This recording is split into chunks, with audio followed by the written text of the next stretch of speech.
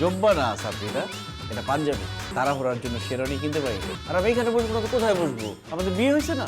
শোনেন, আমাদের বিয়েটা একটা বিজনেস ডিল, এছাড়া অন্য কিছু না। এই যা, দুষ্টামি করে না। আসো, পাশে বসো, দুজনে সুখ দুঃখে আলাপ করি। আসো।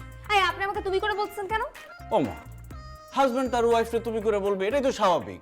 তুমি তো এখন আমার ম্যাডাম না, এখন তুমি আমার বউ, তাই তুমি করেই বলবো। তুমি তুমি তুমি আপনি এখন এই রুম থেকে বের হন, এখন। কেন? আমি বের হব কেন?